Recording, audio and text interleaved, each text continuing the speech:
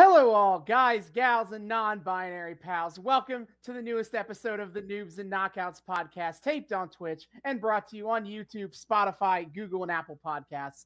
I'm Austin. I'm a knockout. Watched a lot of wrestling. I'm David. I'm a noob. Haven't watched nearly as much wrestling and gay. I suppose so.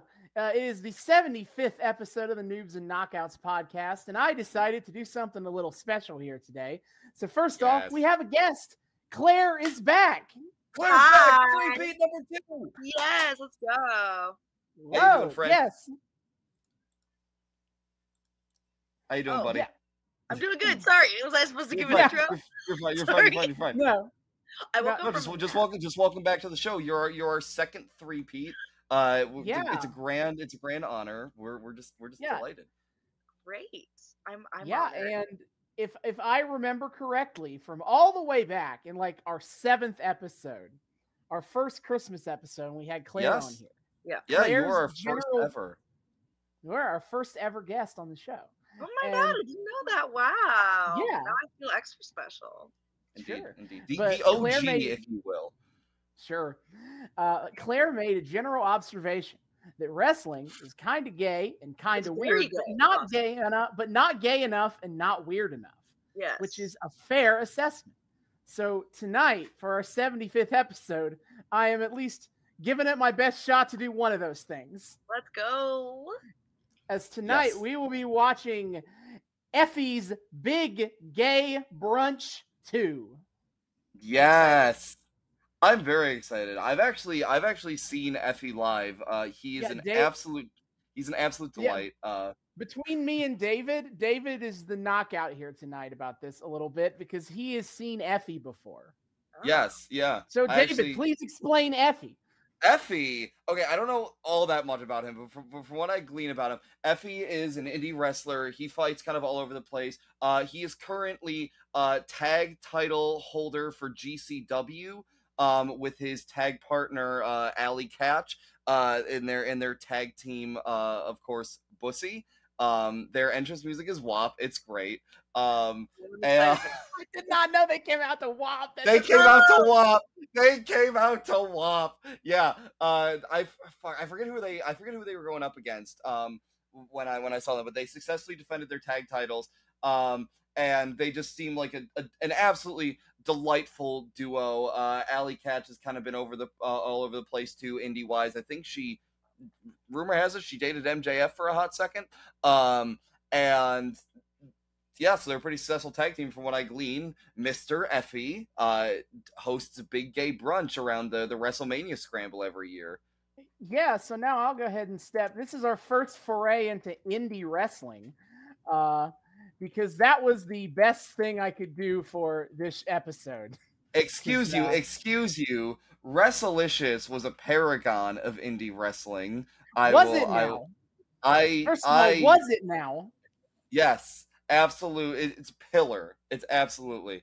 Claire, for your knowledge, I don't know if we've had you on since then or explained it to you. We watched a really bad way back really bad indie promotion called Wrestlicious, which was like a ladies only wrestling promotion funded by a dude. Hold on, let me guess. Let me just can I guess? Please guess, but bikinis. Yeah, I wish. I kind of wish a little bit. It's like there was the bikini set. There was a bikini video segment. Actually, I forgot about that. Yeah, it's like is it like Hooters but for wrestling? It was like even worse than that. It was it was like really low budget. Like everything looked like shit. Everyone scene kind of read like corny. Everyone had super corny like porn level parody. Yeah, and like every promo closer to porn than regular wrestling is. That's the thing. Yeah. Every promo segment they did looked like it was a softcore porn scene that was going to lead up to sex if they just let the camera play out a little bit longer. I would like to remind the audience what I thought of wrestling before, and what I still think is that wrestling it reminded me a lot of porn, where every time the scene in a porn would become sex, they just wrestle instead. Mhm. Like the acting and the setups are the same, except in the moment they would have sex in a porn, they fight. I forgot about That's this very observation. fair, and I do think Restalicious might be the purest expression of that very concept. But it wasn't good, unfortunately. It was awful. No, I was just on a whim re-listening to this episode,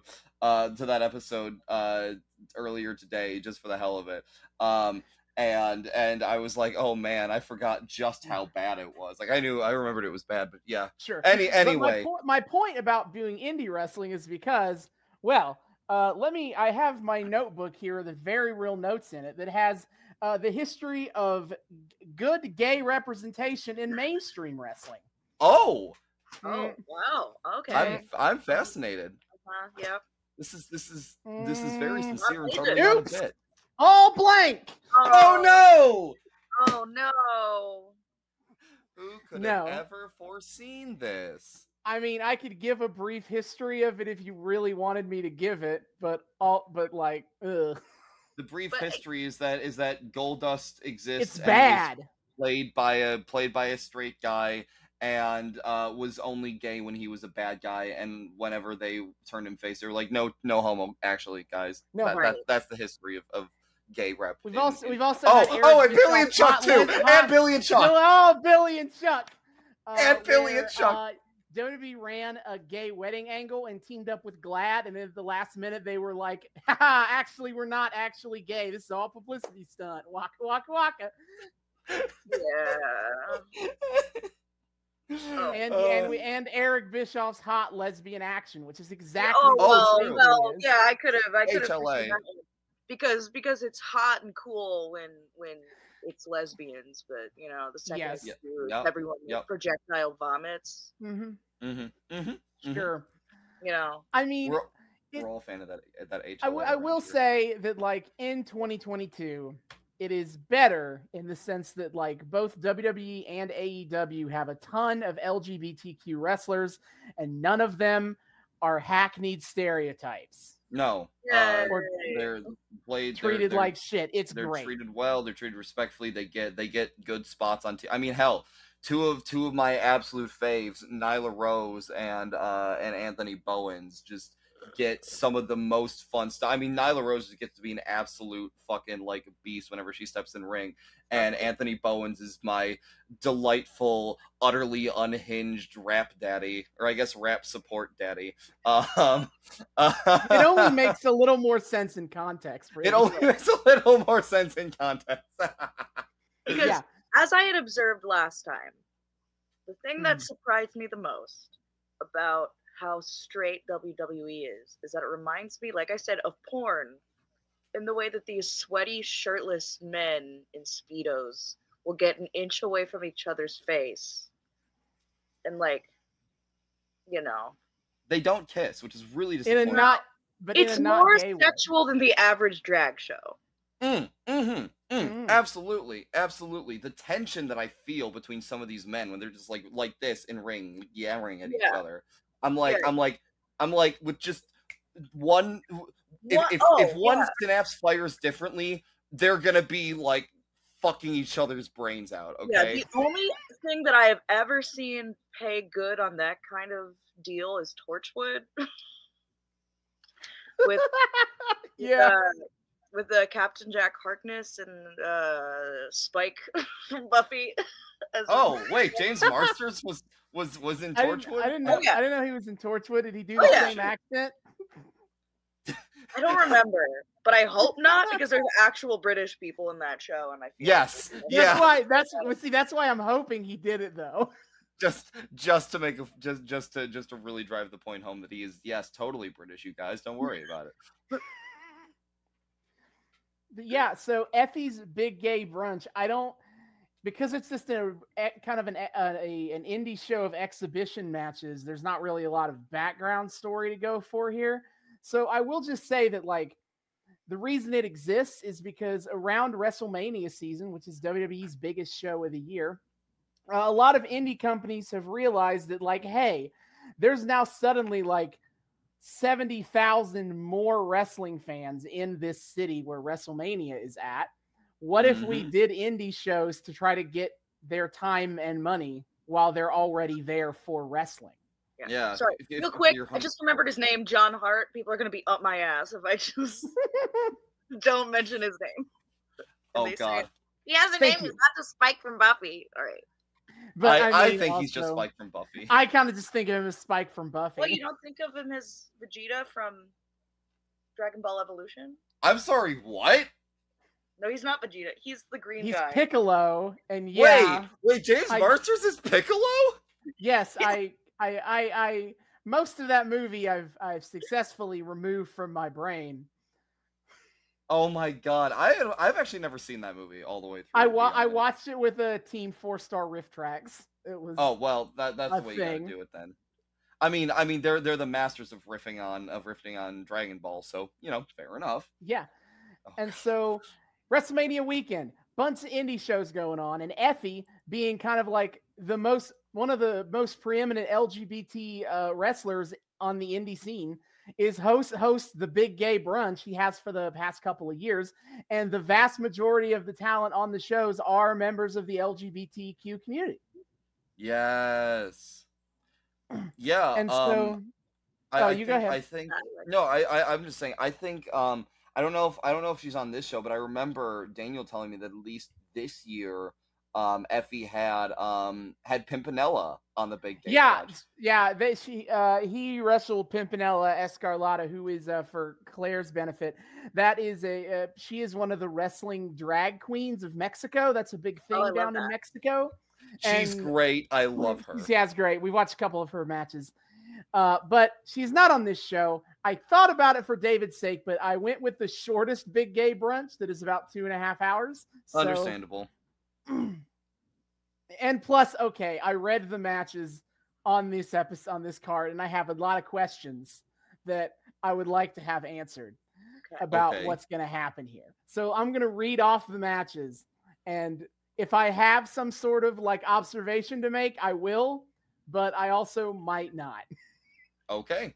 So you gotta leave us in some suspense. I respect I did the best research I could on this, but again, it is an indie show of mostly exhibition matches. There's not a ton that I can give background-wise. Indeed. So we have the boy butter slippery scramble match. Oh yeah, we're starting off with a bang. Oh my fucking God! All right. Yep. A one-on-one match between Edith Surreal. I have heard a lot of great things about her, and Devin Monroe.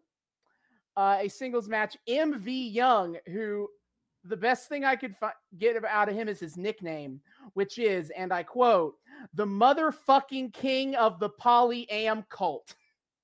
Oh, hell yeah. You'll love to see it. And JD versus JD Drake. David knows him from AEW. Yeah, wait, him. I love him. Yep. Wait, hold on. Wait. Oh boy. Is Bear Country on purpose? No, that he's not part of Bear Country. Oh, he's not part of it. I always think he's part of Bear Country. Okay, never mind. Yes. JD Drake's a big boy, and there's a tag team in AEW called Bear Country, and I thought he was in it. Awesome. I thought but yeah. Hold your thoughts on the bear thing though. We're gonna cycle back to that in a second. We have the soul on a pole match between Ace Perry and Effy. Why is there a soul on a pole? What is the purpose of this? I don't know. I hope they have to climb up a pole like in Mulan. Yes. Yeah. While I'll Make a Man of You is blasting on loop in the background. Absolutely. I'm gonna be honest. It was this match I'm about to say right now. That's why I was like, I want to do this one. Okay. Perro's Twink Hunter Tag Team. I'm so ready for this. Perro is. I've done my research, and Perro is a bear. And the purpose of this match is he wants to beat up a bunch of twinks. Let's go. Those twinks must be obliterated. God damn. Those goddamn fucking lanky stick bug ass. Shakes fist at Cloud. Twinks! Oh my god. Dark Sheik versus AC Mack. And then in the main event, a pup collar match. I presume that's dog collar match rules. Oh my god. Oh, are they AJ gonna be Gray wearing dog hoods? Please, God. I feel like that'd be hard to wrestle in. You can see as well. Look, Austin and I have seen like literal fucking like bag over your head matches. Okay, sometimes you just don't give a shit, especially on the indies. All right, indies don't give a shit. They just care that it's really don't. Again, the GCW show where I saw Effy wrestle, there were 2 in a row as they were titled fucking death matches. There was glass everywhere. They don't care as long as it's entertaining. Yeah, the pup collar match. We might see glass, tables, light tubes, any of the usual GCW fare. Oh my god. Dude, when at the GCW show too, when that first light tube popped, I fucking jumped. That was an explosion. Jesus Christ. There were about 100 more. So be prepared. Yeah. So that is the show oh my god. that we are going to be watching. If you would like to watch along with us, you can do so on Fight TV. It is essentially a pay-per-view show that you could purchase for, I think I bought it. I think it's like $14, $15, something like that. That is what the cost of it came out to. But yeah, you can watch the show along with us. There is, of course, no real free option because it's an indie show. It's not like it's going to be on a streaming service somewhere. Unfortunate. You hate to see it. But all right, it is time then to go to the big gay brunch, and we'll see you in the back half. Hell yeah. Let's do it. And we are back. We have just finished watching Effy's Big Gay Brunch 2. Yes. Hell yeah. All right, as is tradition on our special episodes, we first off always throw it to the guest. Claire, what did you think of wrestling getting gayer? Well, for a starter, from a wrestling perspective, I found that a lot more entertaining than the like WWE stuff that I watched. Yes. Well, yeah, that's indies. It was more interesting. It was more engaging. I felt like the fights themselves were more fun to watch. Yeah. 2012 Monday Night Raw was not, putting on bangers. Yeah. No. Yeah. It's a combination of the episode that we watched, I mean, it's 2012 Raw Christmas special. Like that's, you're gonna get the dopey bullshit more than like the actual bangers. Like the work is better nowadays, but also like indies are just kind of allowed to go a little more unbound, and they're not as fixated on WWE's cartoony bullshit. Like they're there for the work, and they will do the work above all else. So I think that's entirely valid. Yeah, and from a gay perspective, I liked it a lot because I felt like it fulfills more on the implications of what is in. Like, they know that wrestling is gay. They have merch all over the place that says it, and it's true. Yes. That's part of what I get so annoyed about with a lot of the mainstream wrestling is a bunch of, like, aggressive hetero dudes being like, how dare you say it's gay? And then, like, oil wrestle another naked man. Like, yes. They know exactly what it is, and they lean into it more, which I like. Yeah, modern wrestling does get a little bit better about that. I mean, like I said, one of my current faves on AEW, Anthony Bowens, who is one of their out LGBT workers. He's part of a tag team called the Acclaimed, where they scissor each other. They scissor each other, and now they're paired up with the Gun Club, aka the Ass Boys. And, scissoring daddy ass live every week. Yeah, Anthony Bowens proudly called out the last time they were on TV, "Scissor me, daddy ass." So the mainstream's starting to pick up on it a little bit, thankfully, good. Right? But yeah, no, this is definitely like the gayest that I think any of us have seen wrestling be. And I also really like that they can like swear. I think it just adds. Yeah, it sounds dumb, but it definitely adds a better, I don't know, realism, I guess, to it. Or just I would agree with that. More right. Because it's this weird American thing where like violence is okay, but the second you say fuck, like, oh no, everyone get the, shield the kids. They can't hear the F. Right.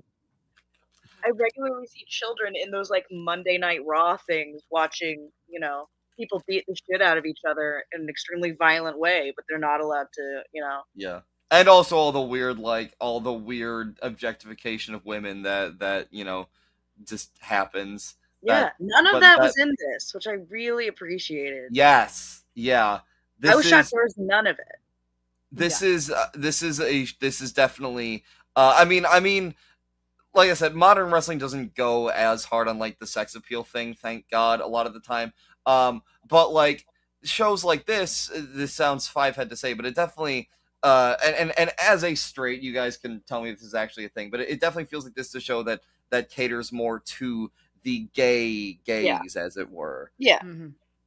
Yeah, if you have a drag queen out there presenting, then you're probably leading into that.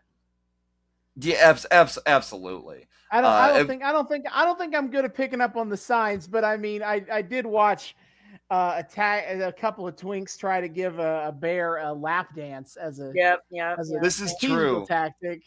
It failed, but effort was made. That's actually something I'm excited to talk about when we get to it. Because that was a brilliant spot, I thought. Here's a question I have. This is mostly logistics, and it's mostly because I'm very hungry. But I want to know more about the brunch. Where's the brunch? I am a little disappointed in the brunch. Like I wanted to see people out there with some waffles and mimosas. Right? Yeah, I agree. It was a brunch, and the show took place at like 11 a.m. But there was no. Where was the brunch? I agree. That's criticism of the show. I want omelets. I want eggs Benedict. I want banana pancakes. I want mimosas. You said, I need like people with like water bottles full of mimosa. Okay. Yeah. That's the shit that I need. And I'm very disappointed that people weren't here getting absolutely blasted on orange juice and champagne. There was at least one lady who was absolutely blasted on something. Oh, yeah. Shout out to Tiffany in the front row. Out on was absolutely having a time. Tiffany's sitting there front row, hard cam side, and she's just so happy to be there, and we're all so happy for her. We love us some Tiffany.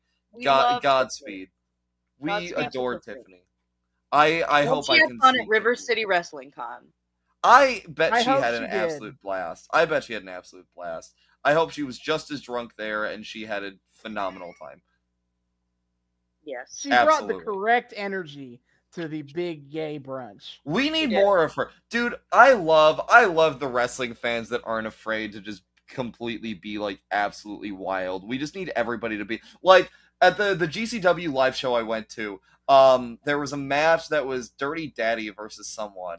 And there was this guy standing up like on like the setup for the place was weird. So he was sitting at a higher level than I was, like kind of over to my right. And throughout the match, he kept coming up with alliterative synonyms for like Dirty Daddy. So like he just would yell out filthy father, and putrid patriarch or something like that. I need so many more people like that as wrestling fans, because those are my absolute favorite types of people. You expect me to believe Dirty Daddy and Effy are two different wrestlers? Because they kind of just sound like that would be one of Effy's nicknames. No, I don't know if this guy's like gay or if he's just like daddy energy. But he's like a big buff bald dude. With like a mustache and beard. And he was great. It was like his like return match after being injured. And I quite enjoy. Wait, let's see. Dirty Daddy wrestler. Let's see if I can find him because he was awesome. Chris Dickinson. Chris Dickinson. I know him. Okay. Yeah. Chris Dickinson.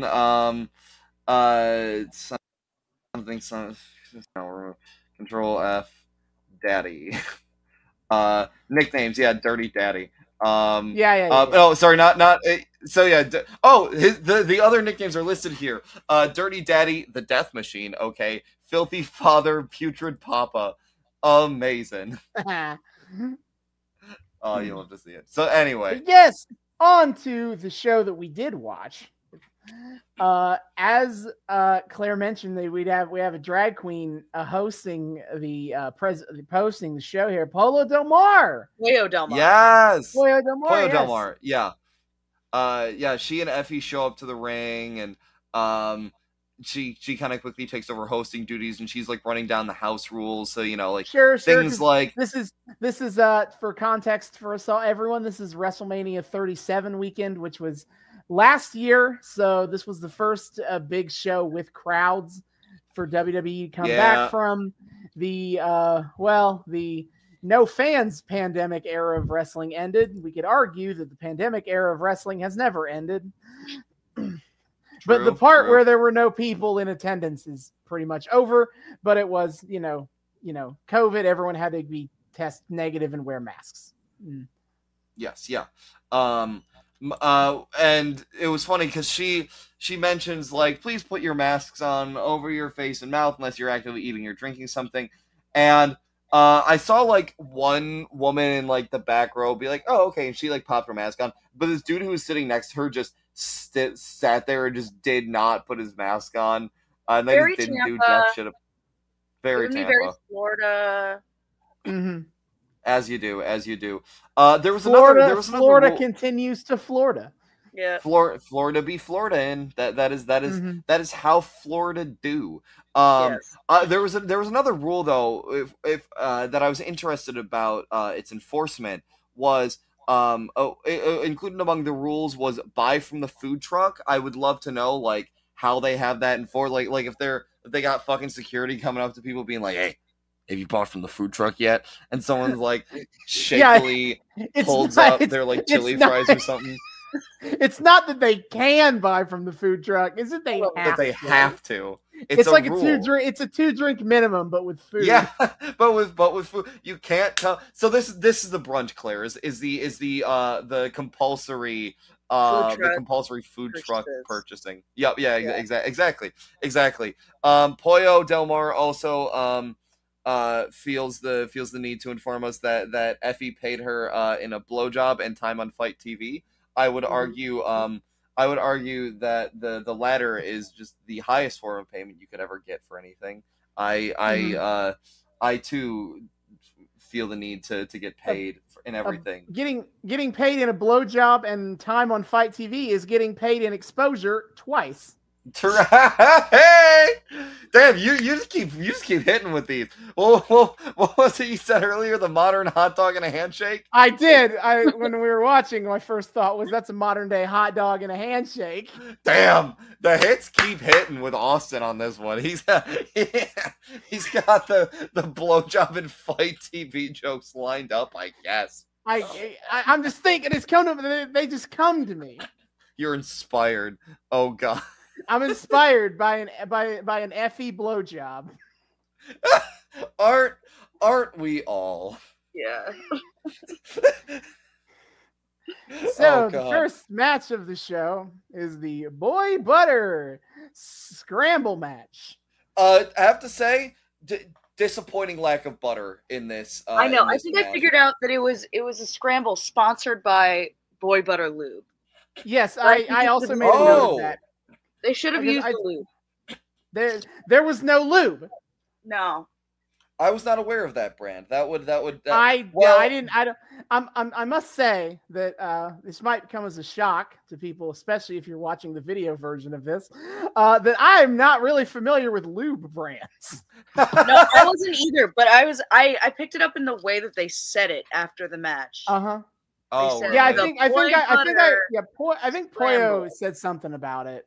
Okay. Instead of saying the Boy Butter Scramble, they said the Boy Butter Scramble. It was like, I see. Within the syntax of how they said it. Sure. I gotcha. Well, then there was a disappointing amount of Boy Butter Lube in this match. Then is what I will say. Yes. I wanted to see those men greased up. All right. I know. Mm-hmm. Especially the one in jeans. How would that have worked? He would have destroyed that denim. Oh shit. You know, it's worth it. It's worth it for the promotion. I have to say, strange amount of denim in this whole thing. How do again help the straight? How do the gays feel about denim? No, it's fine. It just seems like a weird thing to wrestle in. especially in the 90-degree heat. Yeah. Yes, you would think that, but some people really like wrestling in denim, dude. I don't know what to tell you. Mm-hmm. I mean, there's a modern wrestler who just essentially wears a Canadian suit whenever he wrestles. So, is that the jeans and a denim jacket? That's called a Canadian. That's what a Canadian tuxedo. Right? Canadian tuxedo. Yeah. There we are. So I don't know. It's a weirdly popular thing to wrestle in, but yeah, I was rather concerned about their how hot they may have been out in that weather. The sacrifices that they make for this art. Hoo boy. Yep. Yeah, you could tell some of them, especially the paler ones, you could like watch them get sunburnt as they there were plenty of pasty white boys on this here. There were some show. pasty boys out there. Effy's a pretty pasty boy, I gotta say. Yeah, honestly. Effy himself is pretty pasty. Who do we have in this first match? Jared Evans. We have Jared Evans, Alley Cat. That made me so happy. The Whisperer. Okay. Claire was a huge fan of the Whisperer. Please. Before we move on, introduce them all, and then I'll talk about the Whisperer. Okay. Ashton Starr, Killian McMurphy. His gimmick is that he's Irish. If the name Shamrock didn't Shooter. quite give it away, the Shamrock Shooter, and frontman Jossie. Jossie. Indeed, right. indeed. But what does Jossie think about this? Okay, so the Whisper. I was really confused by his whole thing. I couldn't tell, was he a face or a heel? It's not clear. He doesn't talk, he whispers. Okay, fine. But I think he was trying to be ominous, but it really was not working. Because I think he thought he was doing like a cool, like strutty, sneaky walk, but it just looked like he was drunk and like stumbling around. Mm-hmm. And then the most confounding part of this like ominous ghost creature is that he has a yo-yo. And he pulled out the yo-yo. And he didn't seem terribly good at it either. Like he tried to fucking do it, and it's kind of like he was. I wonder if he was new at this at the time and didn't really have his like thing solidified yet. So he was just like yo-yo. It's really confusing, and I couldn't focus as much on what was going on because I was like, is the guy who's trying to be scary and ominous using a yo-yo and walking like, he just drank a full bottle of vodka? Like I don't. And then he was one of the pastiest of them all, and he was one of them where you could see his back just going red. One white motherfucker. Yeah, that man turned from stark white, from ghost white, I suppose, to tomato red. Oh boy, right quick. Oh man, that one hurt to watch. Yeah, I have a lot of questions about the Whisper. So if anyone could answer what his whole deal is, that would be great. Please. Look, I love me my goofy supernatural gimmicks, but like it's got to make a little bit of sense, It shouldn't make any sense. Was he like a yo-yoing child who like died in a tragic accident? Oh shit! Wait, it's the kid from the fucking Yo-Yo Master commercial or whatever. We're gonna write this B movie on the spot. I just don't.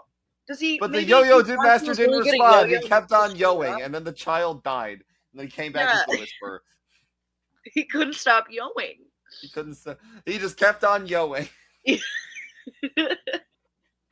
And that's why he's the Whisperer, because the Yo-Yo Man never responded to him, and so like the last thing he remembered before he died was like the pure silence of the Yo-Yo Master, and so now he's like inspired to just like take on a monastic vow of silence. All he knows is silence. My biggest takeaway from this whole special is not the wrestling. It was, why is this ghost man trying to intimidate with a yo-yo? That's the great thing about Effy. He leaves you asking questions. Oh, I have a lot of questions about Effy coming up. I have. Do we have the whole match that he's in? I have a lot of. Yeah. All right. So can we talk about the scramble at all? I mean, it's just sort of them fighting. Yeah, Yeah, GCW seems to like starting off their shows with scrambles. Yeah, I mean it's kind of clunky, especially because like most of the time only like two of them are ever in the ring together at any point. Yeah, and I feel like they weren't great at selling a lot of the hits in the scramble. Yeah, they start to sell really good later on, but like in the scramble, none of them are really like giving it. Not doing great. But yeah, I mean, it was fine. It was fun enough for like first match of the show kind of a thing. Yeah, that's again, having seen a live GCW show, this is kind of how they seem to they throw a scramble together. I don't know if this is how they usually do it, but in the case of both of them, I've seen like 4 dudes, 1 chick, and they just kind of like go at it, get some decently fun spots out of it. And we should mention that I was very interested that they have intergender wrestling. Yes. Yep. Yeah. On the indie scene, intergender wrestling is pretty normalized overall. Yeah, and they didn't make a deal out of it or be like, let's see this dude and this hot chick. Like it's not a No. Like, they seem pretty evenly matched in all of them. Like there's That's no the thing, like, how is this broad gonna do against these strong men? Like man, it's kind of fucking dope. Just a match. Yeah. Dude, Alley Cat / Alley Catch nowadays is able to hold the fuck her own against any like dude wrestler you throw at her, and so are like, and all of her like lady contemporaries that showed up on this show, and plenty of others you'll see on the indie circuit too. It's kind of dope, and it makes me sad that the mainstream stuff doesn't do that because you get so many more interesting matchups out of it. Yeah, but sponsors, all that. Waka Waka. Isn't corporate wrestling the best? I love it. But yeah, anyway, the winner is Ashton Starr. Incredibly, I felt like he was largely not a part of the match, so I was kind of surprised. But he did hit a famouser on the Whisperer, so he beat the Whisperer. So yes, I hope that's like vindicated to you, Claire. That the Whisperer is the one. I'm not. Here's the thing. I'm not upset about the Whisperer. I'm intrigued by the Whisperer. This is how it begins. I do wish to know more about the Whisperer. I have a lot of questions, and I just would like answers. This is how they get you. Claire's just asking questions. I'm just asking questions. I'm doing my own research. True. About the Whisperer. About the Whisperer, yeah. Get me pictures of the Whisperer. Most of my questions are yo-yo based. Yeah. God, I love some of the great out of context quotes we can get from our show. Most of my questions are yo-yo based. Yeah. That's generally how this works on the podcast regularly anyway. Yeah, so we just say weird shit and it kind of sounds great. Sure. The next match on the show is Edith Surreal versus Devon. Was that? I know I said Devon. It yes. Devon. Devon. Okay, Devon Monroe. I like both of them a lot. I did. I got a kick out of both of them. I was kind of. Edith Surreal was sweet. I've heard great things about her before, and fully lived up to my expectations. She delivered. Completely taken out his knees. She just went for the knees the whole time. That's Claire. That's the meta. Before you see, Devon is a flippy boy, and what do you do with a flippy boy? You say "fuck your knees" and you just murder. You can't flip if you got no knees. How about that? You can't flip if your knees ain't there. So so that's the meta. Flippy boy. Yeah. Guess what? You don't got knees anymore. That might have been the funnest one to watch because there was a lot of like cool moves that I hadn't really seen and a lot of like stuff. Very fun match. You got to see, I think, really more for your first time ever, like a really technical fighter. I like that fight a lot. That might be my in Edith Surreal is most certainly a technician. She knows the moves. She knows the moves. Like we started off the match with holds. And she keeps like, doing the submission locks to fuck up Devon's knees and try to get him to tap. And I mean, it's a cool matchup. It's cool to see Flippy Boys take on technicians for that specific reason of seeing like basically can the technicians take out the Flippy Boy's legs fast enough, or can the Flippy Boy outpace the technician, get in the air a little too much, and then it's all the fuck over for the technician. Yeah. Sure, it's like the first time where I was not bored at some point watching a match, because there was interesting things happening the whole time. Yep.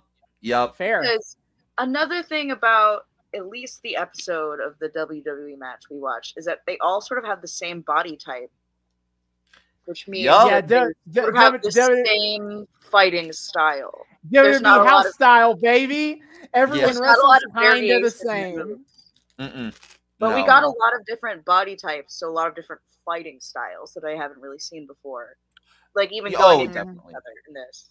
Yeah, definitely a lot more cruiserweight, which was great. The Giants got to do like we didn't have Giants that were just brutalists like, you know, WWE's want to do. We had Giants doing even like little like getting a little bit of airtime, which was cool. That's more of a later on thing, but that's stuff like that. And I mean, as we'll also see later on, boy, do we love our twinks, especially on this show. You know what? I feel like Devon was the twinkiest one there, and he wasn't in the twink fight, which was interesting. He was Devon was such a twink that actually he was a capital T twink, and I was surprised he was too twink for Pero. Maybe it's because he didn't have a partner. So yeah, he doesn't have Devon didn't have a fellow twink to team up with. That's the problem. Maybe Edith at some point, because spoiler alert, Edith ends up winning the match. She finally gets a successful submission hold on Devon. Yeah, he's got the poison ivy, the Venus flytrap. The Venus flytrap. It's like a knee bar. It was really cool. Wait, did we mention the name she had previously that we found out that is amazing? Yes. Her original name was Still Life with Apricots and Pears. I mean, I would love to know. Outstanding. She's definitely an artist. I mean, if she goes from that to like surreal, then you know she's probably a painter, and I would like to see her work. It feels very on brand for. That's the funniest shit I've ever heard. For Chikara, which is the company she primarily is known for working with. That would even be a good like drag queen name, like because it's Still just Life with Apricots so and Pears. That's so good. I want to know how she came up with that name. If why specifically apricots and pears? It was probably like a painting she saw at a museum and was like, wouldn't that be funny if someone had that? Just gremlin mode your wrestling name. No, fair enough. I'm all here for that. No, she wins the match, but she and Devon hug at the end. So like we got our two baby faces facing off. They got the respect at the end of it all. Actually, something that I thought was cool too. You know, it's a GCW show. They don't have like long running stories in the way that like WWE, AEW kind of get to have. But the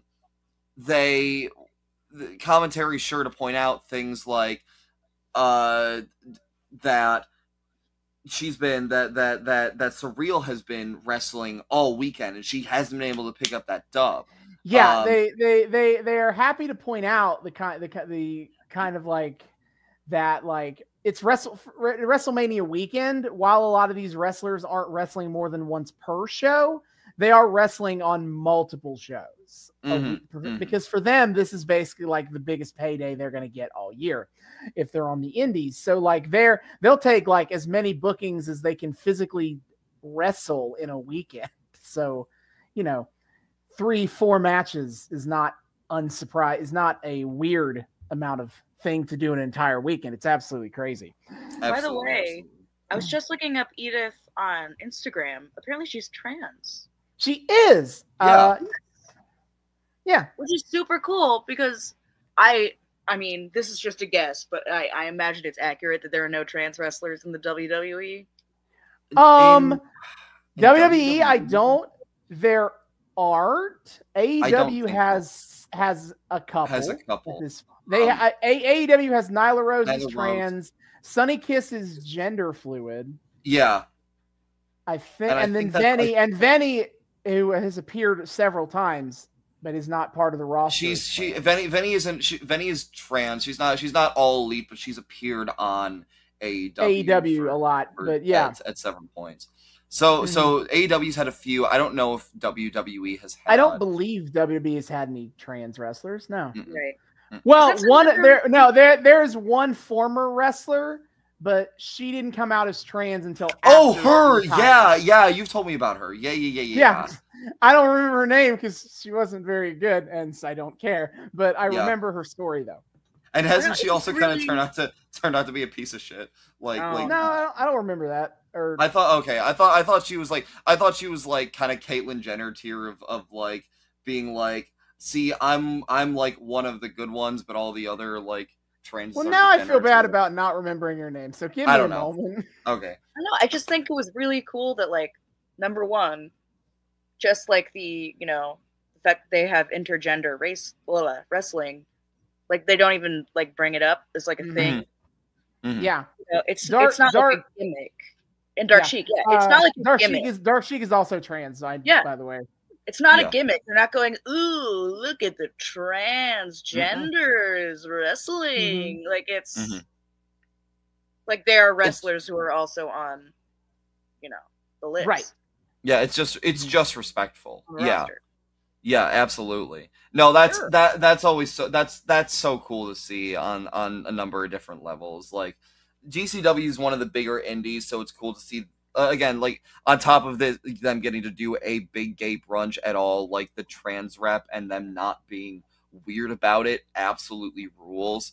And then just kind of also casually mixing it in with intergender wrestling and again not making it anything. They didn't treat the trans wrestlers like some sort of special freak show act, which I feel like, could easily happen. Yeah.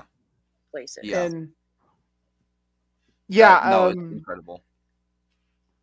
Yeah, it was really good. And Edith, her almost like sitting on Devon's knees fucked me. It was fucking crazy. Oh God. There were so many of those spots where I'm just going like fucking when she did the one-legged pulled Devon's knee back too. That was awful. Ouch, ow, owie. But I enjoyed the storytelling aspect on her end of this is her finally getting to get that dub this weekend. Like it's not a huge story beat or character beat by any means, but it adds a layer to it of being like, oh, she got her dub. That's super cool. Better luck next time, Devon. Yep. And then next match to kind of talk about differing fighting styles, a very different match from Edith and Devon is MV Young versus JD Drake. Yes. Oh, this one made me happy. The motherfucking king of the polyam cult versus my big beefy boy JD Drake. This was a hell of a fun match. This was absolutely. My favorite part of the match is when they took out chairs and they sat in front of each other in the ring and then just slapped each other in the face for a little bit. The commentators had a great line about that, where it was like they said something like, sitting down is good, a little more shade and a little less slapping the shit out of each other. And then they proceeded to slap the shit out of each other anyway. Yeah, no. They like took turns slapping each other in the face. Like, bam, bam, yes, bam, as you do, bam. as you do. Yeah. Very popular spot is the exchanges of slaps. Yes. You got to go back. You got to go back and forth a little bit. It's very, very, very traditional, very important to wrestling culture. This match is also what marks the beginning of the chair trend in the rest of this show. this show had so much chair violence. I could not believe how many chairs they went through. Whole lot of chairs. And man, those chairs, it was wild because all those chairs broke so fucking easily. They will be getting no deposit back on those chairs. Oh no. I hope the rental company was okay with it, or that. I'm curious about the chair budget for this show. You know what? That's actually probably a legitimately like kind of wild logistical concern. Because honestly, chairs aren't that cheap. Because hardcore wrestling props is a kind of budget that a lot of people don't think about in wrestling. Yeah, it's a real thing to think about. I appreciate so much that that our guests on the show have a tendency to bring up these logistical things that we've never thought of before. Like we had Elizabeth on for the Randy Savage wedding. And I'm too busy trying to talk narrative analytics. All right. I'm just trying to riff here. But no, Elizabeth's on here talking about like the laundry that people must have to put up with during wrestling shows, like getting all the grime and the mud and the blood out and all that shit, and like mending and stuff. Claire's over here talking about the chair budget. Listen, I've been a props master a few times, so these kinds of things. Entirely fair. But for the match itself, was mostly them just kind of beating the shit out of each other. Yeah, it wasn't a lot of chair action yet. We get to that later. But no. This is when we start going into the audience. We are foreshadowing the chair violence. Yeah. It's set up and payoff. That's what that is. Yeah. Absolutely brilliant. Love me some cinematic devices. But JD Drake kind of throws MV Young around for a lot of the match because JD is a bigger. He is a large boy.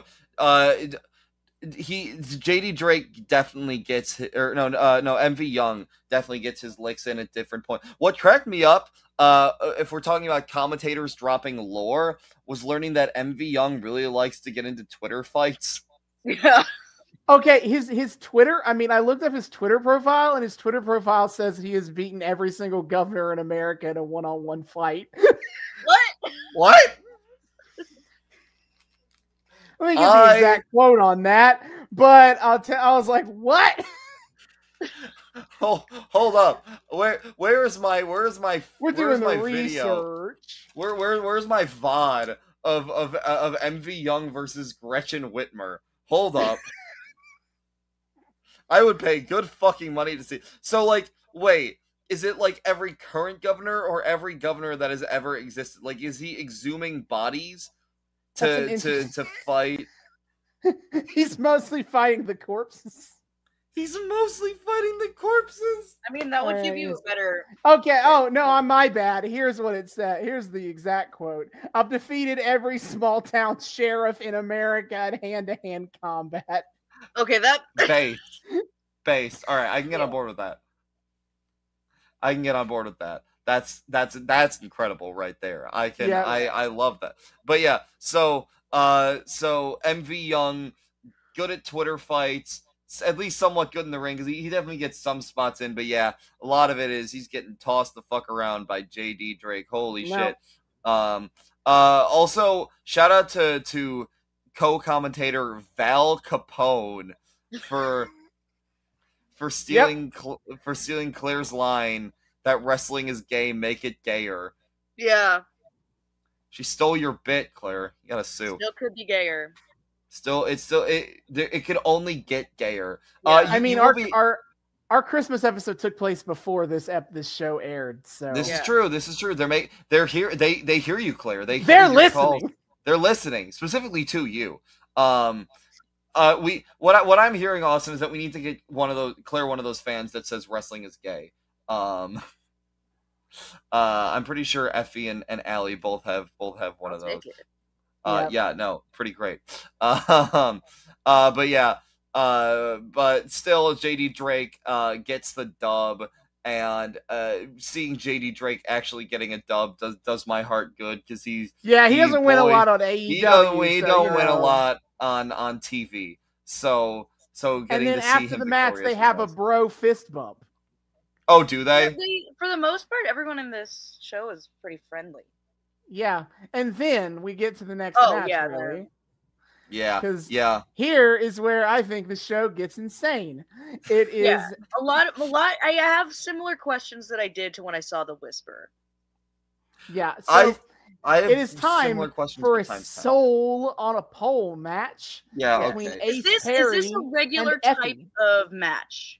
Well, a pole match, sure. Yes. A soul, no. A soul being the thing you need to get off of the pole. Not so much. No. Okay. Full disclosure, cards on the table here, Austin. When you said soul on a pole in the beginning, in the front half of today's show, I wrote Soul, Sole, because I thought for some reason that you have to like the bottom of your foot. Like I thought you had to like ascend to the top of the pole and like stand on it or something. I wasn't sure because I was like I started to write Soul, but I'm like, no, that's dumb. How the fuck do you put a human soul? I think spiritual we soul are all on a wondering pole. that question. Yeah. After that With this match, it felt like we tuned into like a TV show halfway through the season without context.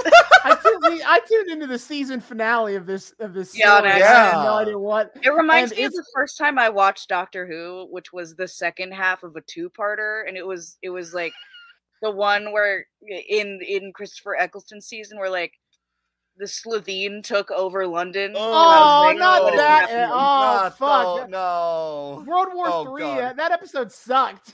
With all the, I was like, what are these aliens? Why are they farting? That's a rougher watch. It's even worse. It's not any better with the front half. In fact, no, it's really not. Because then it's 2 hours of the farting fat aliens. But I didn't watch it for a while because I just saw that one and I was like, I don't know if this is for me.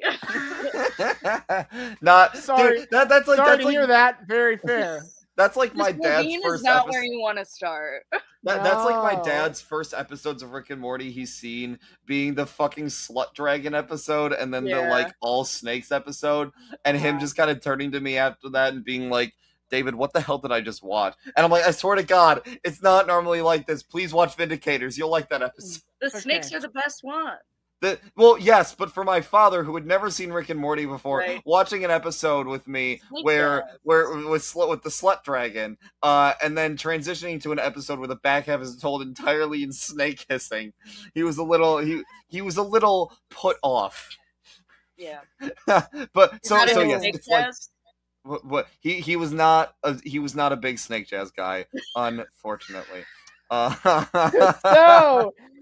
Ace, Perry, and Effy. I tried to piece together what this plot is. Yeah. So first Ace comes out looking like he's in Midsummer with like the flower crown and the braids. I thought that looked familiar. The white robe. I was like, is he the May Queen?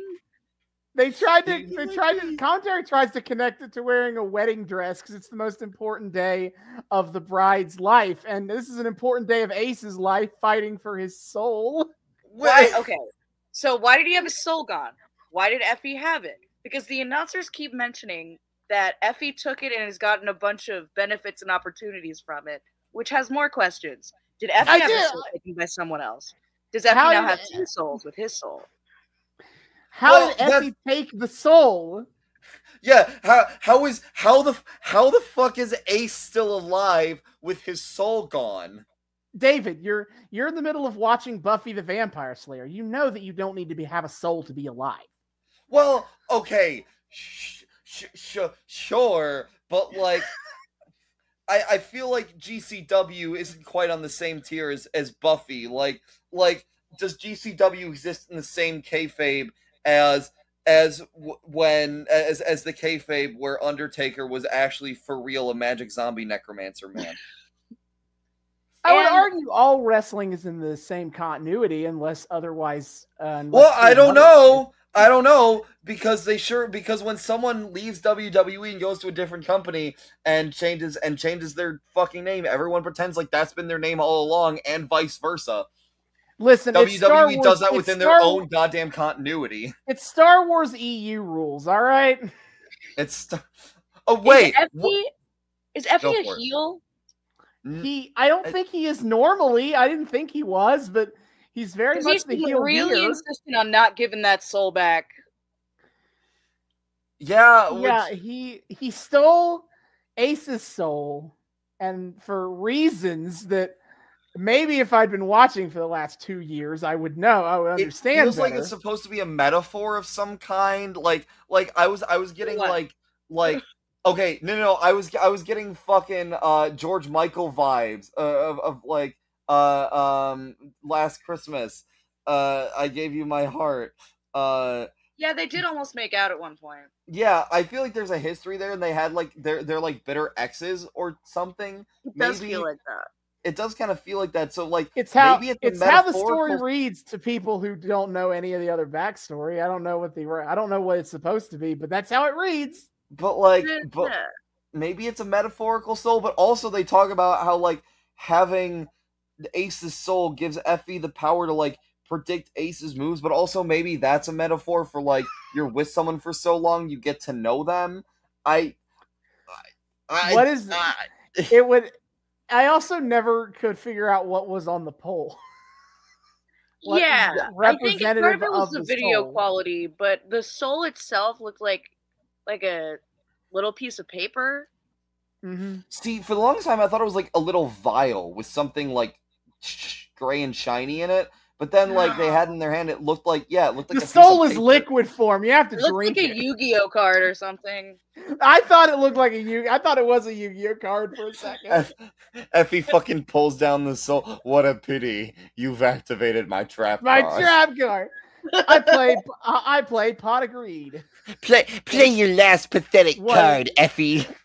My deck has no pathetic cards, Ace.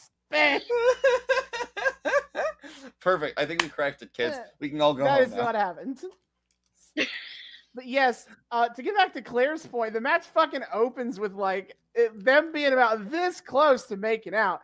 You know, it really calls back like for real this time. Portrayal of that kind of confrontation I have ever seen in a wrestling match. Yeah, it was for real this time. We don't mean that in like the way of like they're just standing face to face in their mouth. Like it looked like they had each other's like hands on each other's faces, and it looked like they were about to go in for the smooch. And like a split second before they were able to kiss, like Ace slapped Effy, and the fucking ref on this match looked scandalized as hell at the fact that Ace slapped Effy. Like my man went, oh, like he'd never seen that level of disrespect before.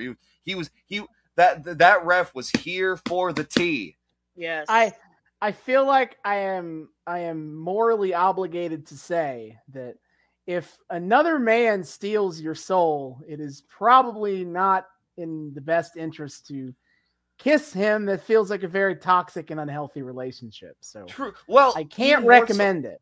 Maybe like he stole Ace's soul through a kiss. Maybe like like that's how you get the soul back. Trying to unpack this as well as we can.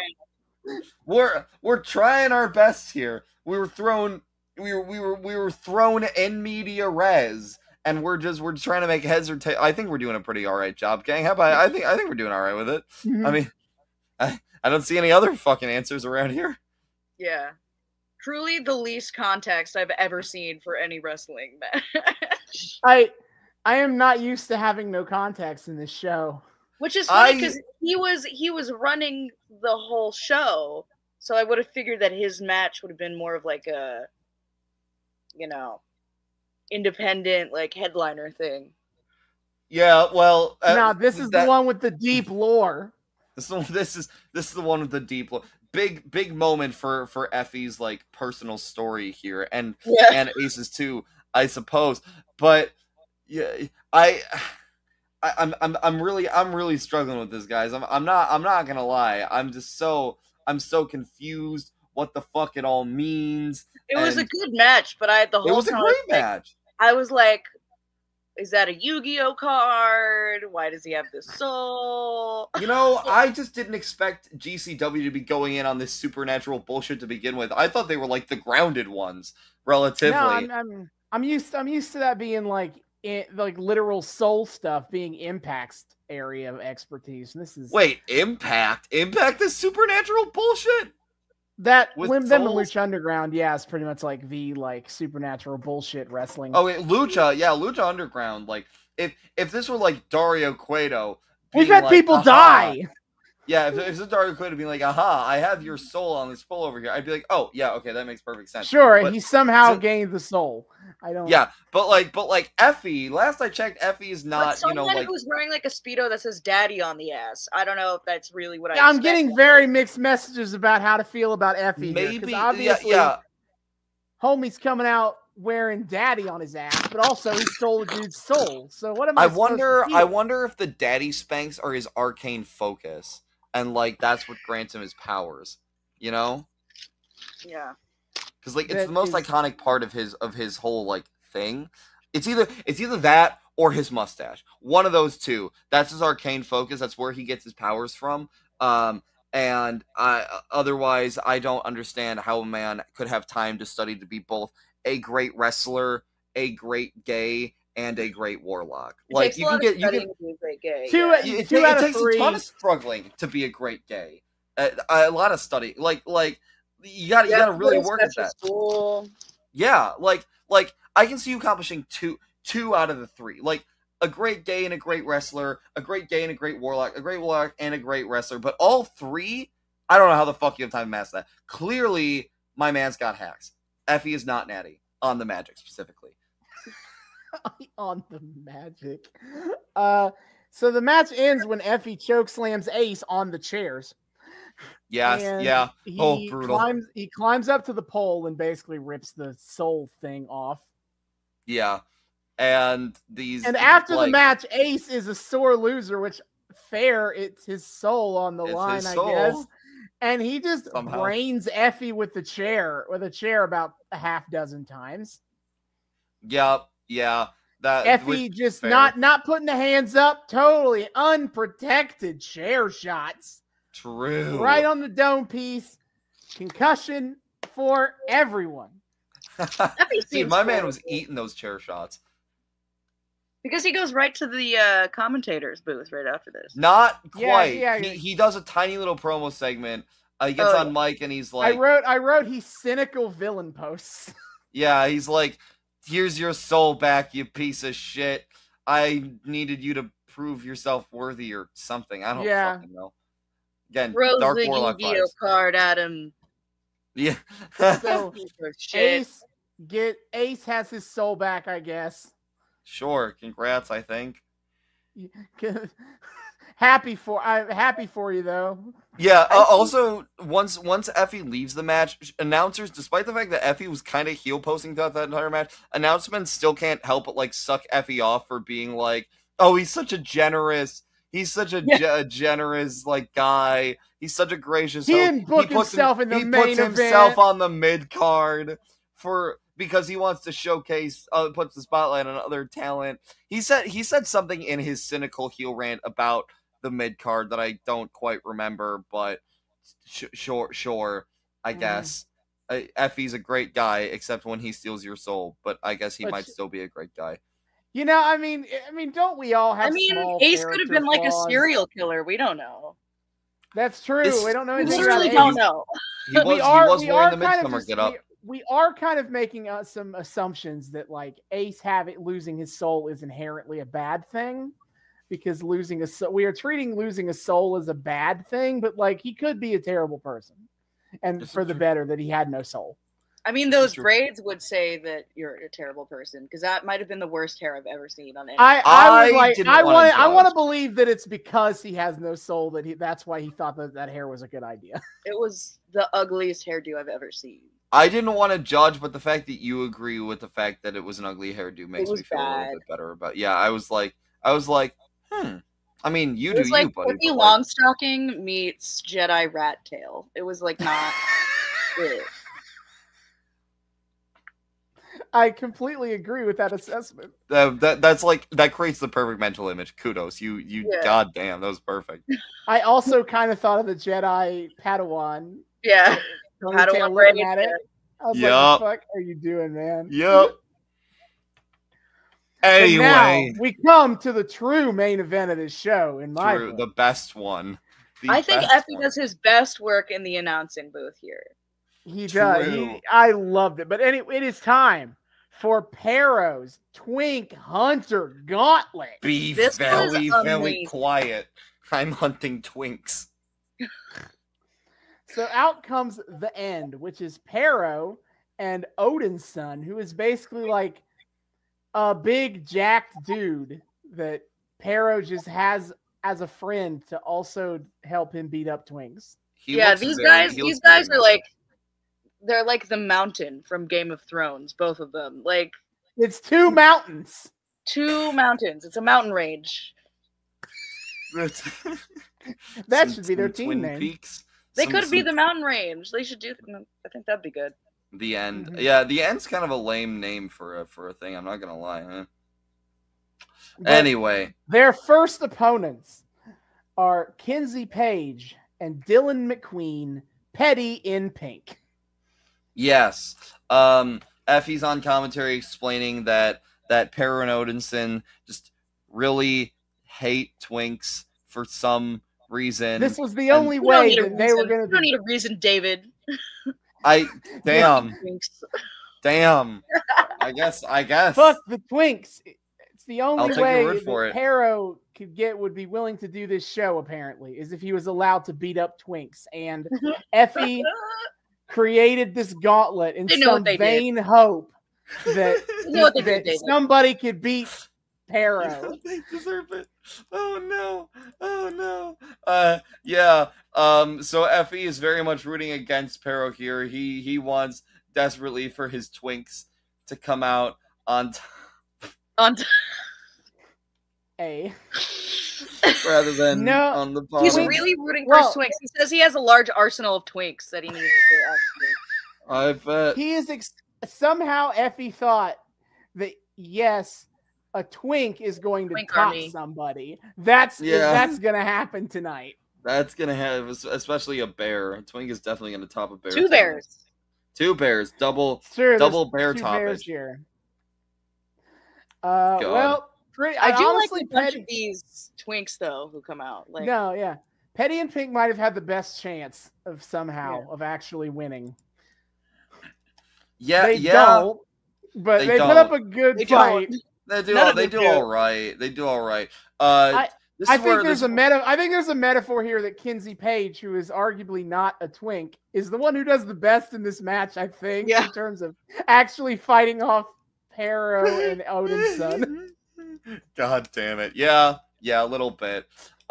She look, the twinks just don't, the twinks are powerless to Perro and Odinson, all right? Oh god. But twinks in the end, obliterate those twinks. Yeah. Obliterating twinks. Perro hits a pile driver on Kinsey and pins them. So then out next comes the runway. I love the runway. I love the runway. The runway opens with, hey, Perro and Odinson, guess what? The restraining order doesn't count here, which I would love to know the backstory on. Those two were hilarious. Oh, they were the best. Do I remember their names? No, but tag team they're very great. Flamboyant. They're very femme. And I really like, that's not really a joke. That's just their thing. Mm-hmm. Yup. Yeah.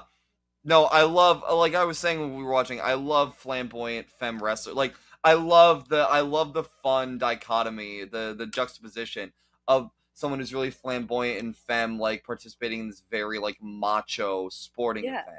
It's not used. Their flamboyance is not used to make fun of them. That's just their game.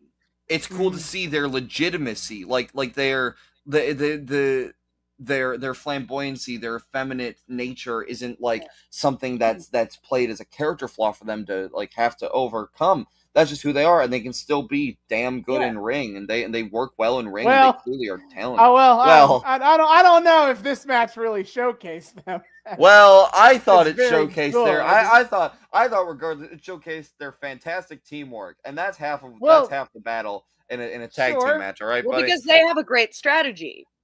They have a great strategy. Well, first of all, before we get into that strategy, I want to shout out the little bit of lore drop that Discovery Plus is apparently looking into a twink hunting series for Perro and Odinson to star in.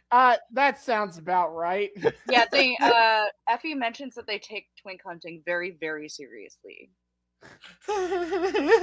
So the runway kind of faff around for a second, waiting before they get in the ring. But what they do is they grab a couple of chairs and they sit Perro down.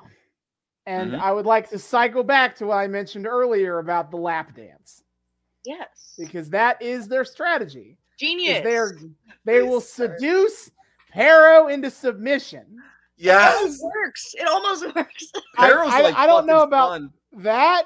Perro seemed very uninterested. No, he didn't. He seemed kind of stunned, dude. I'm not going to lie. He seemed like taken aback by this. That's how I read it. Like he wasn't get, moving because he was so in shock. So they do get they try their damnedest. I'll tell you that. They get up on his fucking shoulders and like just grind in his face. I have to say, this spot made me very happy because I have seen things of this caliber played in, certain mainstream companies for laughs of, ha ha, look at those gays being all gay. And while this was clearly also played for laughs, like it was done in a way that was actually funny and not derogatory and not like, man, those silly gays and their sex pestery. It was just the idea is that is their strategy. It's not because they're pervs, it's because they're trying to win. I mean, they do seem at least a little bit into Pero, they do seem a little bit attracted to him, so like they're clearly enjoying that, but it's not like they don't play it off as like, this is disgusting. Why are you doing it? Like everyone was here for it. I was here for it. That was a fucking great spot. I loved that.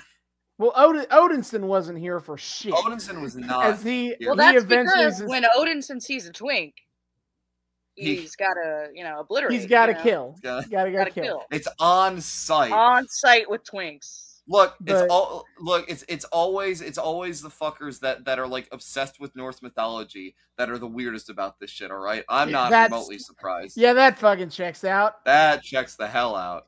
But Odinson, he obliterates the two of them and pretty much takes care of that. Yeah. This next year is very interesting. Yeah, so on commentary, Effy starts like yelling about cryptocurrency because the next twinks out are the Bitcoin boys. They don't last very long, the value of crypto. I would note that their tag team name is spelled B-O-I-Z. Yes. Yeah. Oh, they are. I was cheering for these twinks to go out. Yeah. Me too. Fuck them. But no. Well, according to Effy, though, the fact that they're appearing in this match is making Bitcoin values skyrocket as we speak. I'm pressing X right now. I was pressing X real hard on that, but Effy sounded confident that his portfolio was doing some stonks. All right. They were stonking up. Hate to tell you, pal. Not sure about that one. This one was pretty straightforward. They just kind of beat the shit out of him. Good. No real funny gimmicks to mention or anything. They just died. No, you think that being the Bitcoin boys, they would have like some like money thing or like maybe the problem with Bitcoin being extra fake money is that you can't do something funny like trying to bribe Pero with Bitcoin because it doesn't exist. If they were like the bankers or something, they could like pull out money and try, See, I wish their gimmick had been real money so they could pull out like Monopoly. That would have been First Pero got a lap dance, and then they're gonna make it rain on him. I mean, we're following a cycle here. True. It's very important. Instead of just two guys in ill-fitting pants. Which sounds right for people who invest that heavily in Bitcoin. They were slightly too big. I was distracted. They were a little baggy. Indeed. Oh God. Anyway. So they hit a quasi doomsday device a la the Road Warriors, which on commentary they point out that Odinson and Pero are the Road Warriors with opinions you can agree with. Yes. That was such a absolutely great. That was a great line. I'm sad I missed it, but then you told me what it was, and I fucking died. All right. So next up, at this point, Effy is getting extremely desperate. It's almost as if his army of twinks was actually about like 6 people. So he not a terribly formidable army. He has to go try to find some more on the spot, and he pulls in Greg Iron and Shane Black. So Greg Iron is introduced as Effy's bitch. He's not really a twink in any way. Yeah, Greg wearing Iron, a the small little dick bitch. He's a small boy.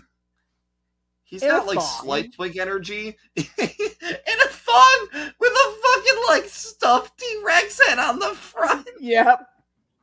That makes it look like he's wearing a giant cup and with like that has to accommodate his like his magnormous balls. Good. Hard to look away, really. It really was difficult to look away. And on the flip side, his whole ass, just entire ass. Absolutely. I was here for it. Should we also mention Shane Black? Oh yeah, we're getting to him. But Greg Iron apparently just grabbed Shane Black as to be his tag partner here, and Shane Black.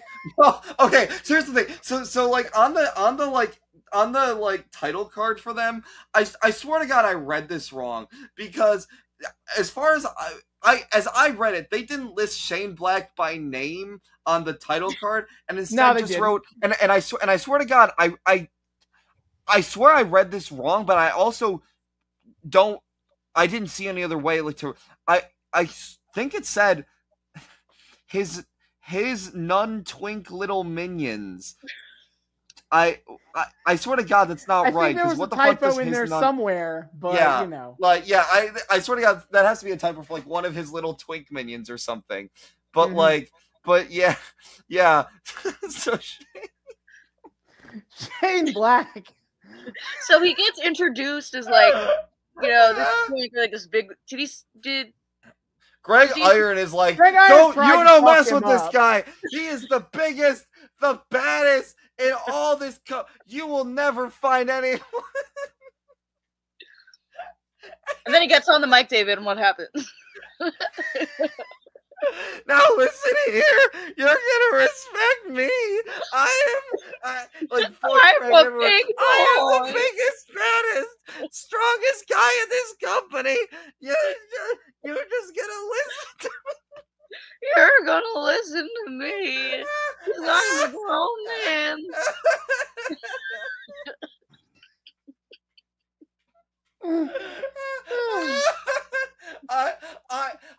I would be more intimidating if I hopped on that mic to say those words. I would be, and that's me. That says, I feel like that says something about where this guy's at in terms of how imposing he comes across. Oh boy! Oh my God! This comedy gold when the first guy goes, the biggest, baddest, and then he goes, now listen here. The best part is I couldn't totally tell if that was intentional or not. Like it kind of sounded like maybe his voice was just blown out, but people weren't reacting as if, oh man, look at this loser kid with his voice cracking. But at the same time, it sure as fuck sounded like a cartoon tier gag of like, we're introducing the biggest, baddest man we have, and he gets on mic, and he is the voice of Mickey Mouse. Like, yeah. He was actively going through puberty on the mic. Yeah, yeah. His balls were dropping as the match proceeded. Well, so Shane Black, biggest, baddest man, hops in ring and gets yeeted in about 2 fucking seconds. He dies. And then instant murderizing. Greg Iron. Good old Greg Iron tried to, chop Harrow. And okay. Tried to chop is putting it those words are doing a lot of work. That's putting it very charitably. What he does, he knows he don't stand a chance. So what he does, he goes up to Greg Iron and starts giving these like mini chops just like across. He's like just like across his chest, and of course it does the fuck nothing. And he kind of turns around. He's like, well, I've done all I can do, and he backs up into Pero, and he's like, is that? Yep, that is. Okay, guess I'm gonna die now. Yep, and Pero murders him, and that is the end of that. And it's time for the final entrant in the Twink Hunter Gauntlet. We are out of Twinks. This is it. Is the Bad Bitches. The Bad Bitches. I had a similar thing going to the runway, but they felt more like, it was like people came out of like a ballroom. It was like they were voguing. Yes. It was like a Vogue fight, which was so cool.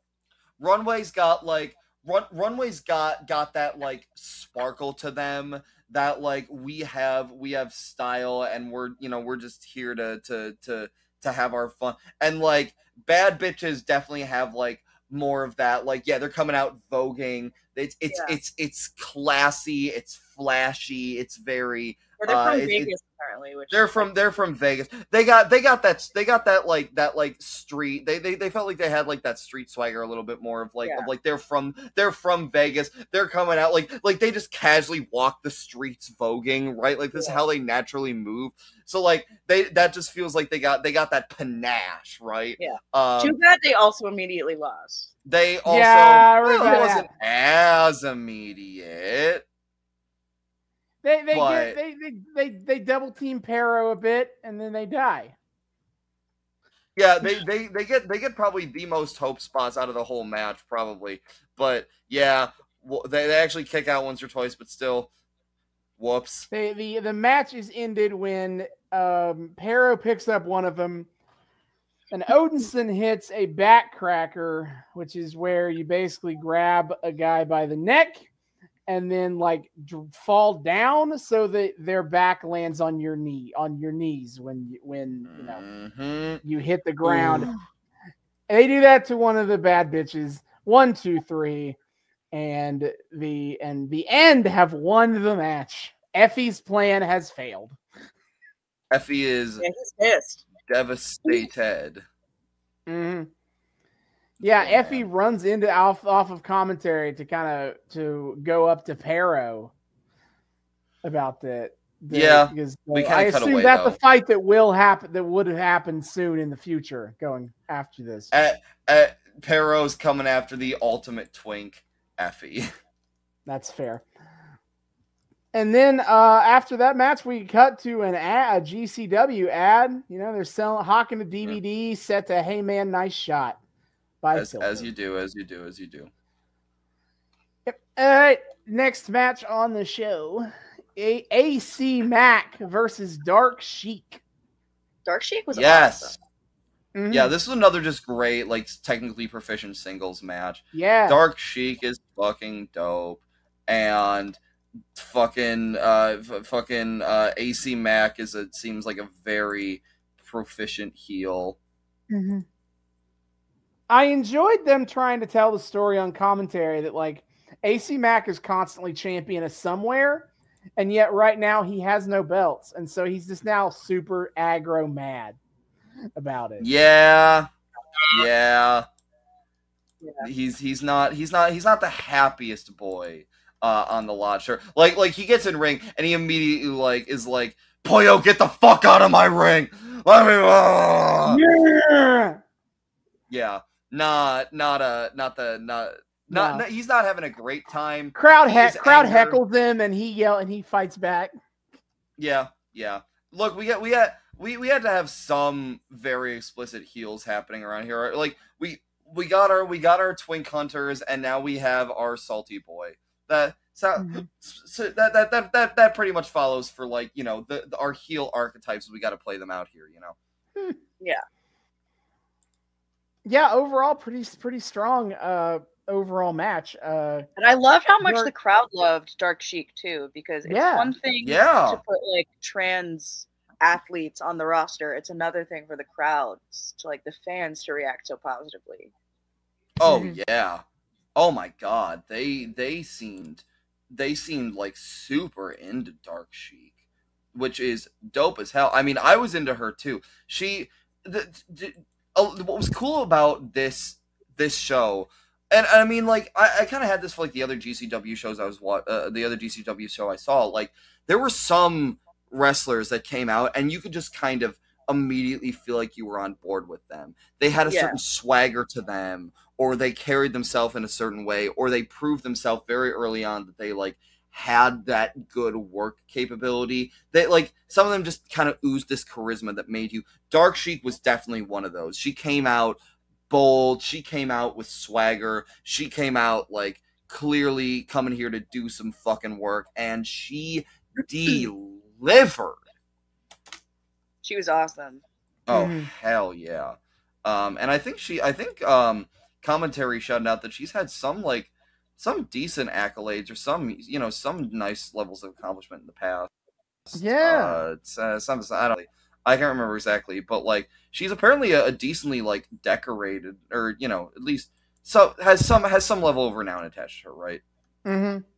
I mean, she's the high priestess of the Church of Wrestling. Yes, we're here to go to church. Amen. Amen. Amen. We've seen a lot of stuff. We've seen soul-stealing warlocks. We've seen polyam cults. It is only natural that at some point we had to go to church. Yep. And go to church we did because Dark Sheet got the win. Yes. Hell yeah. Yeah. You'll love to see it. So after that, we got a commercial for toyvomitonline.com, a real website. Give me your shit. Want to buy your shit. I want to buy your shit. What? What was that? I don't know, but it's fucking real. It was great. I will give you that. But yeah, dude, I love when we get like our random local ads on these fucking shows. All right, like we got our weird like local ads on ECW, and now we have let me buy your shit toyvomit.com. I mean, it's no the ECW fucking teddy bear commercials in my book. Oh, but, true. The fucking cliffhanger teddy bears. This is true. I wonder if my man has any of those teddy bears in stock. Has that been some of the shit that he's been sold?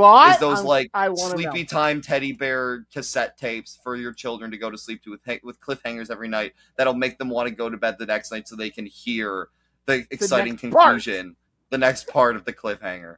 Oh boy. Incredible stuff. Then Pollo de Omar does a fan bit that she had mentioned at the top of the show about, is two fans in the audience are going to win free tickets to River City Comic Con. Yeah. And shout out to Tiffany in the front row. Go Tiffany. Go Tiffany. It would have been a crime if she didn't get it after her enthusiasm. It'd be pretty messed up. That would have been really disappointing. So it was a fun little thing, and then Effy comes out with the puppy collar in the middle. Yes, of it. To be like, get this shit out of here, dude. Effy's like kind of acting like a dick. I was like, huh? Why are we doing the heel GM angle on our beloved Effy here? But it was all set up for the main event. Billy Dixon versus AJ Gray in a pup collar match. Yes. Yeah, which don't let the name fool you. They did not wear pup hoods, first of all. Very disappointing. Although the person who brought the collars to the ring did. Which was fine. Okay. But don't let the name fool you. The pup gloves are not on for this, neither physically nor metaphorically. This was brutal. This was a brutal way to end the show. The big game. Yeah, it was a nice reminder that GCW is famous for death matches. They love their they literally call them fucking death matches. We just start with AJ Gray. Okay, first Billy Dixon comes in with another fucking chair. AJ Gray, he does come in with a chair. This is where most of the chairs end up. Yeah, being getting destroyed. Wrecked. AJ Gray comes out with light tubes. Yeah. And he just starts the match before they even put the collars on and just hits Billy Dixon in the face with light tubes. Two things about these two guys. Number one, Billy Dixon wears very loose cargo pants that keep falling down. And I'm like, maybe if you would have worn wrestling attire, it would have been easier for you in this match. Because his pants keep falling down. And then also, they mentioned that while AJ Gray is walking in, that he was listening to Limp Bizkit all morning. So that's to make sure you understand that AJ Gray is the bad guy here. Yeah, yeah. Man, fuck Limp Bizkit. All my homies hate Limp Bizkit. And if you are listening to this podcast and you like Limp Bizkit, sorry, not sorry. Actually, You are the bad guy. Fuck you. I would like to think no one who listens to this podcast likes Limp Bizkit, but you know. Yeah. Yeah, no. But yeah, things get brutal immediately. The light tubes immediately broken over the heads. I was sad that out in this outdoor environment, we weren't able to hear the like delightfully horrifying boom that comes with breaking this shit. Oh my god, it's so satisfying. It's fucking horrifying, but it's so sad. Oh, yeah, Billy Dixon was gushing. I don't even know if that was a blade job on his part or not, or if he just got the bleach from getting that. He might have actually been cut by them light tubes. What a way to spend your brunch! You had blood everywhere. It makes for a great look. You're all out of strawberry jam for your French toast. We'll just let some of that other red stuff drip onto it instead. Bada bing, bada boom. Breakfast You're suggesting that for your toast you should put blood that or is your mixed French in toast, with light tube. French toast. Yes. With yes. light tube. Shit. It's a delicacy in some countries actually. I hear in Greece, they're big on the blood and the light tube filament. The Italians too, actually.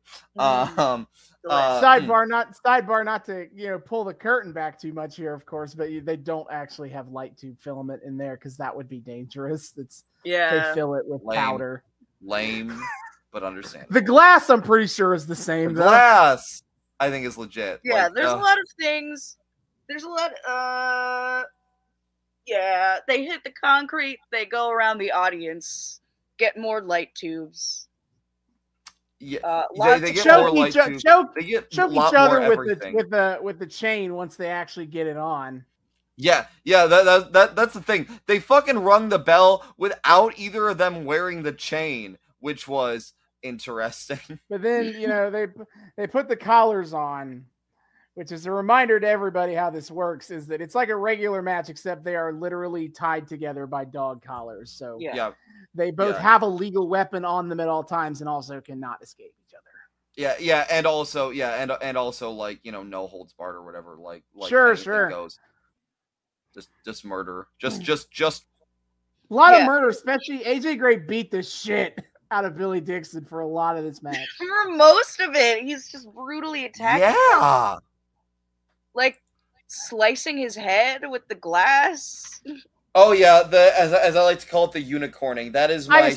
I kind of assumed that's what you meant. I didn't know what you meant the first time you said it. No, break the broken shard and just start getting in there. That is my squickiest spot. I got so when I saw it live at GCW, it hurt to watch. It didn't hurt any less with the screen in between me and the action. Let me tell you. Yeah. So as I said while we were watching, I guess that means that like on this podcast, I can't do like Sami Callihan matches because Sami Callihan would he would take these like wooden sticks and he would like jam them into people's heads and then push them deeper into their heads while they're stuck in his forehead. No. But him and Pentagon Jr. had such a classic match. I really think. No. Oh no. Oh god, it's a Penta match too. That makes Austin even more tempted to want to put it on. Fuck. No. Yes. Oh no. For the match we actually watched, very bloody and violent indeed. Which I'm mostly here for. Their faces were both like coated in blood, and their backs were bloody because they were glass. AJ had a shitload of blood all over his body. There's a lot of blood on the ring. And then there was the door, and Claire seemed very incredulous the fact there was a door. Why was there a door? A loose door? Where did the door come from? They just have them, dude. They just have them over there. GCW just has them. Because they know that wrestlers like to put each other through doors, so they just keep them around for entertainment purposes. Yeah, the classic wrestling move of knock knock, who's there? Fuck you. I mean, everybody loves a good door. The door budget is as equally important as the chair budget. This is true. You know what? I commend them. Claire was talking about the prop budgeting here. This was at the time when this was still pandemic era. Lumber was still is, and they're buying raw fucking doors from their local Home Depot just for people to break them. I gotta give them props to their dedication. They destroy a door and 2 chairs. all at the same time, I was disappointed that there wasn't a pane of glass put on top of the door as a we were really it was the GCW signature we were missing is the fucking actual glass pane. Oh my God. Yeah, I know. They love their glass panes. I was surprised to see a lack of glass panes out That's here. real East. That's real hardcore shit right there. Is glass and fire. Oh, true. They look. They call them fucking death matches for a reason. But yeah, things get real bad. The business does indeed get to put AJ Gray through that door at some point, so he gets a spot. It was pretty sick. He came off the middle rope. Big man. He's a big man. He jumped off the top like a maniac. All these combination of all these elements. This wrestling, the dog collars, the doors, the glass, the light tube. You know what word I would use to describe this? Oh no. Intersectionality. Yeah, Val Capone kept saying intersectionality, but she was saying specifically, this match is intersectionality. She was like, it's brutal, it's gay, there's blood, they're using the chairs, this is what intersectionality is all about. I was like, what? I know this. I went to college.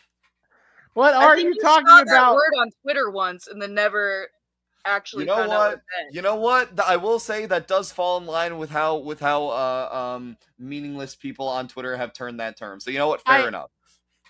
It was a match between two gay black men, so someone on Twitter probably did use the word intersectionality at least once. I guess.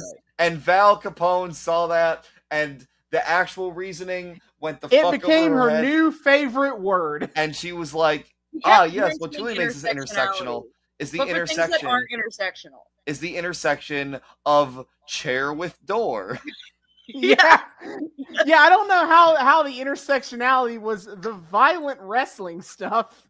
Yeah, that seems like straightforward to me. When we look at things like, like a dog collar match with a door element. This is what intersectionality is all about. Very important component of critical studies. We have race theory, we have queer theory, and of course we have fucking deathmatch theory. Yeah, we have. I was gonna say we have door theory. Yeah, of course. Door theory. Yes, as you do. I love it when my most important social justice causes intersect, and by that I mean the social justice cause of hitting people with light tubes. Yes. Well, this deathmatch theory, David. That's where my first law of tables comes from. Yes, Austin. All hail Austin's first theory. Law of wrestling. The first law of wrestling is that if you set up a table, you're the one who's going through it. Yeah. You must be the one to go through it if you're the one who sets it. It apparently also kind of applies to doors because who brought the door into the match?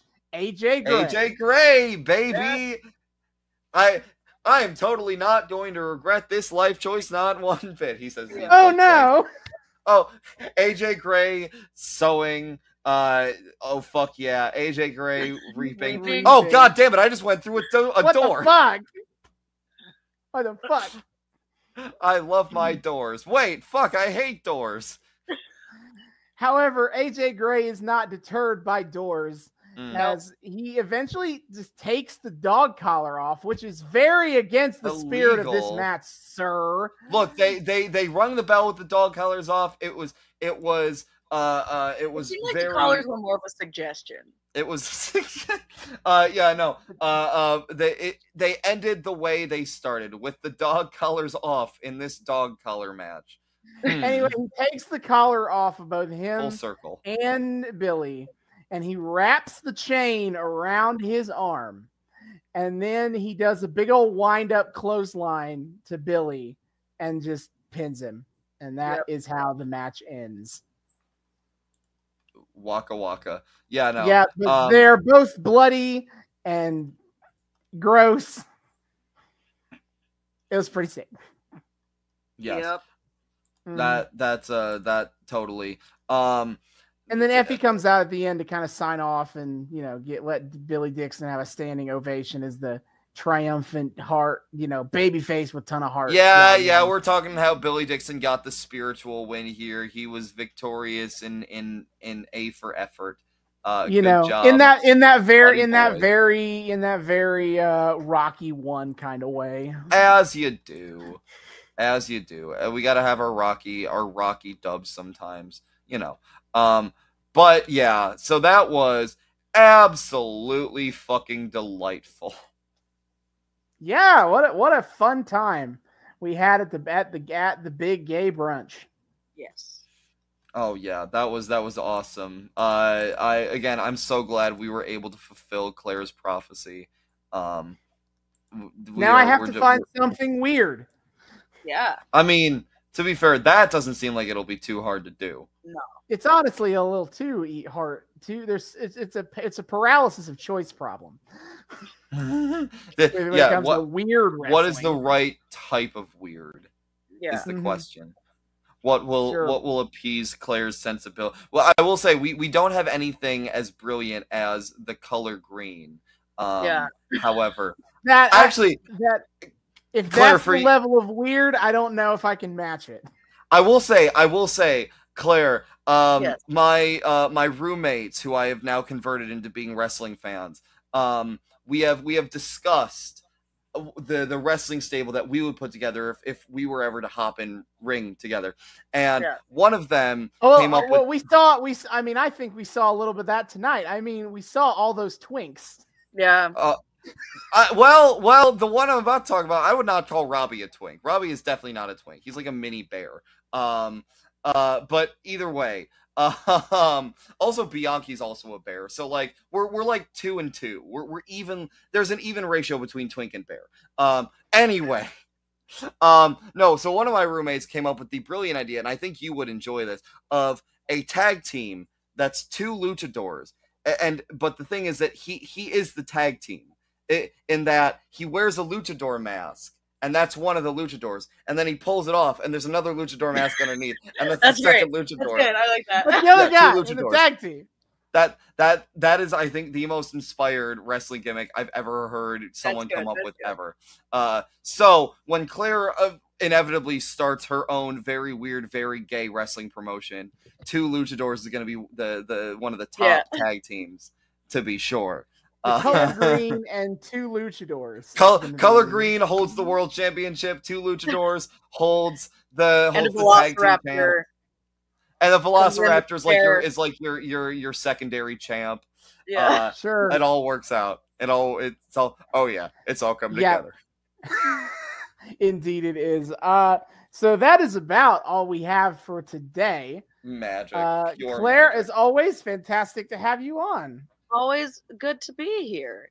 Fuck yeah. One of our absolute faves. We are sure the third of many more times to come. Yeah, I hope so. Oh, absolutely.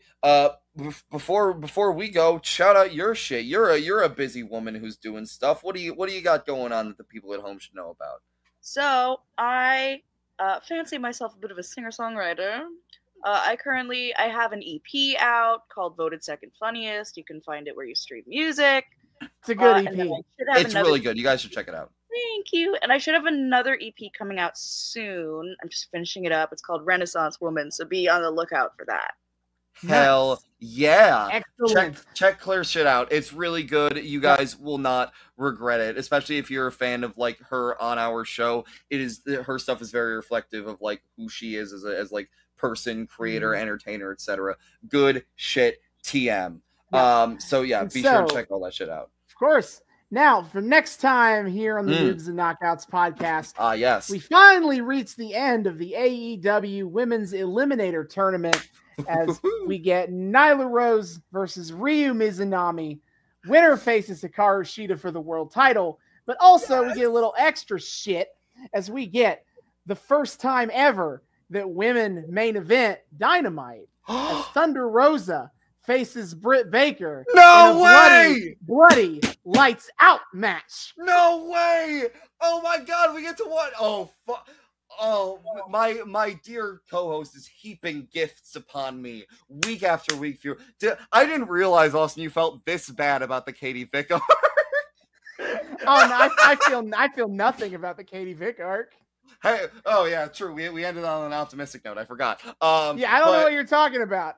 I mean, damn. We get the Eddie Guerrero, Rey Mysterio custody battle over Dominic. We get the women's eliminated tournament that has fucking Nyla versus Ryu Mizunami in the finals, and we get to watch the Brit Thunder Rosa Lights Out match.